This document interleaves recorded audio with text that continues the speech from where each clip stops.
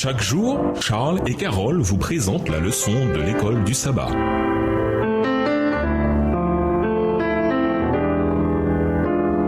Bienvenue dans votre émission. Dieu nous parle. Nous voilà à la leçon de jeudi, le partage du pain et la prière. Quelles que fussent les difficultés de l'Église primitive, ses membres étaient unis dans leur foi commune en Jésus et dans la vérité qu'il leur avait confiée pour qu'ils le transmettent au monde.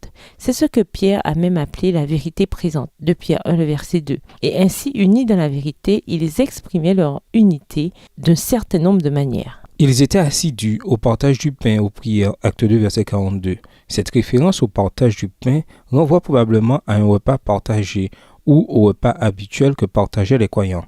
À un certain moment, pendant le repas, quelqu'un bénissait le pain et la boisson d'une manière spéciale, en mémoire de la mort et de la résurrection de Jésus, et dans l'attente de son proche retour. Les premiers chrétiens consacraient ainsi leur temps à se souvenir du sens de la vie et du ministère de Jésus, et aimaient en parler lors des repas partagés. Les repas qu'ils partageaient devinrent des moments d'adoration. Chaque jour, ils étaient assidus au temple d'un commun accord, ils rompaient le pain dans les maisons, et ils prenaient leur nourriture avec allégresse et simplicité de cœur. Ils louaient Dieu et avaient la faveur de tout le peuple, et le Seigneur ajoutait chaque jour à la communauté ceux qu'il sauvait.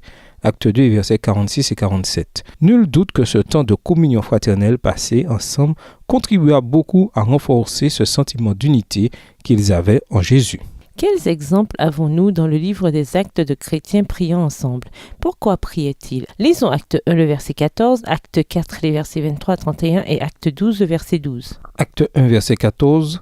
D'un commun accord, ils se retrouvaient souvent pour prier avec quelques femmes, avec Marie, la mère de Jésus, et avec les frères de Jésus. Acte 4, versets 23 à 31. Sitôt libérés, Pierre et Jean se rendirent auprès de leurs amis et leur racontèrent tout ce que les chefs des prêtres et les responsables du peuple leur avaient dit. Après les avoir écoutés, tous unanimes se mirent à prier Dieu, disant : « Maître, c'est toi qui as créé le ciel, la terre, la mer et tout ce qui s'y trouve. C'est toi qui as dit par l'Esprit Saint qui s'est exprimé par la bouche de notre ancêtre David, ton serviteur. Pourquoi cette agitation parmi les nations et pourquoi les peuples ont-ils conspiré pour rien? Les rois de la terre se sont soulevés et les chefs se sont ligués contre le Seigneur et son Messie. En effet, c'est bien une ligue qu'Hérode et Ponce Pilate, les nations et les peuples d'Israël ont formé dans cette ville contre ton saint serviteur Jésus que tu as choisi comme Messie.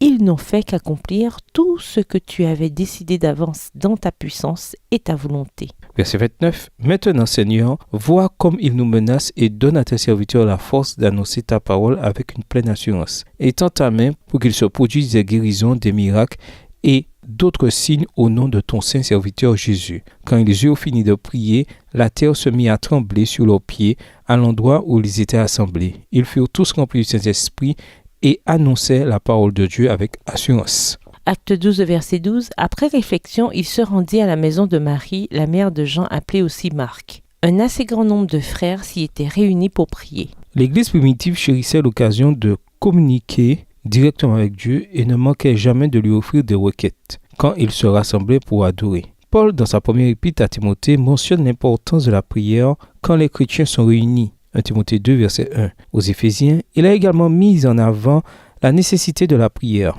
Priez en tout temps par l'Esprit avec toutes sortes de prières et de supplications. Pour ce faire, restez éveillés et consacrez-vous toujours assidûment à supplier pour tous les saints, pour moi aussi. Éphésiens 6, versets 18 et 19. De quelle manière peut-on connaître une unité plus profonde par la puissance de la prière d'intercession en vue de causes communes? En quoi cette prière contribue-t-elle à nous unir en tant qu'Église? Et nous vous laissons ces questions et réflexions. Quels sont les principes non négociables dans votre vie et pour lesquels vous ne voulez faire aucun compromis pour réaliser la paix ou l'unité? Au revoir. Et à demain si Dieu veut. Dieu nous parle. Chaque jour, Charles et Carole vous présentent la leçon de l'école du sabbat.